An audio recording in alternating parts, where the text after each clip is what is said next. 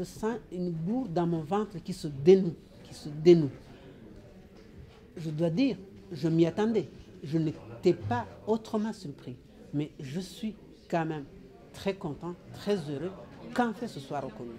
18 ans de mensonges, 18 années de manipulation, 18 années que nous essayons de dire quelque chose et qu'on nous dit le contraire. C'était quand même une libération, une espèce de libération d'air. J'ai poussé un cri de joie qui s'est entendu, même dans les infos, on l'entend. Et puis un grand soulagement parce qu'au moins ça enlève un poids et ça éclaire les questions que tout le monde se pose, pas les politiques, mais que la population, surtout française et les amis que je crois, se posent et qui a fait quoi, qui vous a fait tuer. Voilà. On était convaincus depuis très très longtemps, et je dirais d'Afrosa, mon épouse, encore plus que moi, que le FPR n'était pour rien dans l'attentat contre l'avion. Je crois que le fait que des experts et des experts français viennent dire aujourd'hui, eh bien les tirs sont partis du camp Canambé, le camp Canambé qui était aux mains de la garde présidentielle et des extrémistes du gouvernement génocidaire, eh bien ça vient véritablement nous conforter. Et je dirais, il me semble qu'à partir d'aujourd'hui, nous allons pouvoir travailler presque plus sereinement dans la lutte contre les présumés génocidaires. Parce qu'on avait toujours cette espèce sur la tête, à ce poids qu'on nous lançait sans arrêt, de nous dire oui, mais c'est le FPR qui a créé sa propre tombe, qui a choisi de sacrifier des Tutsis pour acquérir le pouvoir. Et donc cette épée de Damoclès là qu'on avait sur la tête, même si nous on n'y croyait pas, elle était quand même présente. Et ça nourrissait beaucoup toutes les thèses négationnistes qui pullulent ici dans notre pays. Pour moi, c'était très émouvant. Déjà, le fait que pendant 17 ans, ils ont accusé le Rwanda d'avoir battu l'avion, alors que probablement, moi je pense qu'au fond de mon cœur, ils le savaient. Ils ont fait exprès pour faire traîner les choses. Mais je ne sais pas, je n'arrive pas à exprimer mes sentiments. J'étais très contente. C'est une réaction de soulagement. Parce qu'enfin,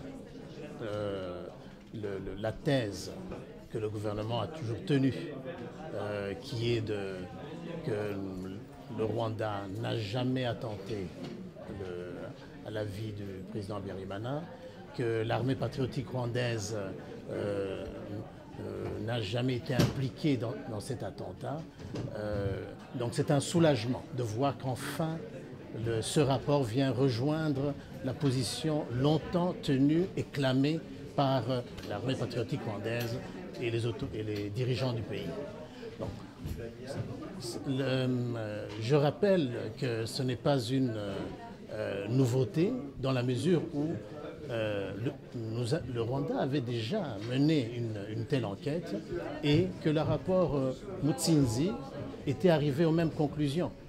Donc, ce n'est pas un scoop, mais ça reste un soulagement parce que la suspicion qui portait sur les dirigeants du Rwanda est levée définitivement. Enfin, on ouvre les yeux et la vérité sort. Et je me dis, est-ce qu'il a vraiment fallu 17 ans? Est-ce qu'il a fallu des experts, des ça et des ça? Parce que,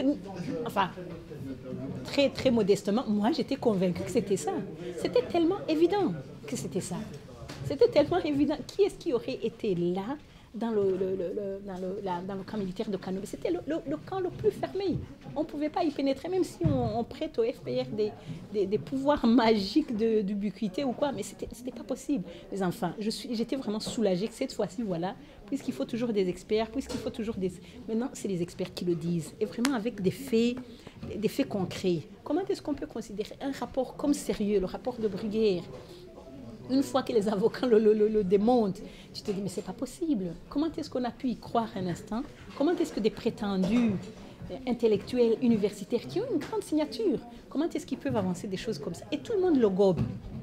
Mais en plus, ce que je trouve qu'on oublie toujours, donc avec ce mensonge entretenu, mais n'oublions pas que ça a causé la mort d'1 million de personnes. On a tué mon mari, on a tué ma mère, on a tué mon père, on a tué mes beaux-parents, on a tué tout le monde, des miens, mais des Rwandais, des Tutsis, à cause d'une fable. que les gens inventent. Ils ont tué leur président et après ils disent que c'est nous et qu'il faut le venger. Mais je me dis aussi, quand tu vois où le Rwanda en est, c'est pas seulement nous les victimes du génocide qui ont survécu, mais tu t'imagines combien de gens sont devenus des tueurs à cause de ça. C'est ça aussi que je me suis demandé, combien de gens on a amenés dans la tuerie. On leur crie, allez venger votre président, allez venger votre président, comme si ce n'était pas mon président aussi. Ça, c'est une autre question, mais ça, c'est pour plus tard. Il était mon président à moi aussi. À moins qu'on admette que, non, le Tutsi n'était pas citoyen du Rwanda. Alors, comment on vient se venger sur moi quand mon président est mort?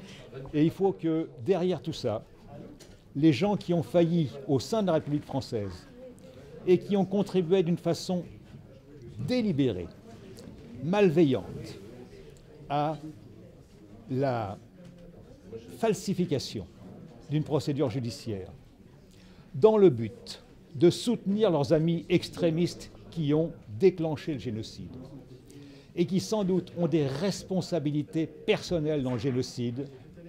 Je parle des personnalités françaises qui sont impliquées dans cette affaire, un jour soient amenées à payer pour leurs crimes. Puisque j'ai eu la joie d'acquérir la nationalité voici quelque temps, bien moi, ce que je ne souhaite qu'un Rwanda qui vive dans la paix, dans l'unité retrouvée, même si je sais que ça va être très difficile, hein, parce que les forces génocidaires n'ont pas complètement disparu. Je souhaite que le Rwanda devienne un pays où les gens, au-delà des progrès économiques que tout le monde salue aujourd'hui, que ce soit un pays où les gens vivent heureux. J'espère pour le Rwanda, vous savez, j'habite en Allemagne maintenant et je vois, ça a pris des années avant que les enfants des bourreaux nous demandent « mais qu'est-ce que vous avez fait ?» Et là, je me dis, est-ce que c'est une occasion maintenant d'ouvrir aussi le débat au Rwanda pour que les jeunes générations, pas seulement des rescapés, j'en ai parlé, mais les jeunes générations des bourreaux, demander des comptes aux parents. Qu'est-ce qui s'est passé? Je pense que maintenant, ils ont la bonne... Les parents vont être peut-être plus à l'aise, ça c'est mesquin de ma part, pour dire, mais oui, mais tu vois, on nous a dit qu'il fallait venger le président, ce n'était pas vrai. Mais n'empêche, j'espère que les enfants pourront savoir et qu'on arrive à démystifier ce malaise du côté des bourreaux, du côté des générations des bourreaux. Parce que je trouve que les enfants n'y sont pour rien. Et si on les maintient dans ce truc, ils vont continuer à être appelés enfants de tueurs. Mais comme eux aussi, ils continuent à dire non, nos parents sont innocents, non, ils sont accusés pour rien, non, c'est Kagame qui a abattu l'avion. Maintenant, déjà avec les gachacha, les parents ont avoué. Maintenant, avec l'enquête, on sait la vérité. Donc, il est grand temps qu'ils confrontent, je l'espère, leurs parents et qu'on puisse avoir une plus grande franchise. Alors, à l'extérieur, bien entendu, à l'extérieur, cette accusation a longuement contribué à ternir l'image du FPR, à présenter ses dirigeants comme une bande de tueurs, de gens sans conscience qui pourraient même sacrifier les leurs, sacrifier les membres de leur famille, de leurs proches, uniquement pour arriver au pouvoir. C'est une accusation monstrueuse. Ça revient à dire que les dirigeants israéliens de l'époque auraient sacrifié les Juifs pour créer l'État d'Israël. C'est abominable. Personne n'oserait jamais dire ça aux dirigeants de l'État d'Israël. On a osé dans le cas du Rwanda et maintenant ceux qui ont osé cette horreur sont confondus dans leurs mensonges, dans leurs contradictions et ça aussi c'est une très bonne nouvelle. Le Rwanda peut poursuivre dans sa lancée la reconstruction du pays, la réconciliation qui était, reconnaissons-le, minée par toutes ces théories de complot qui venaient de l'extérieur.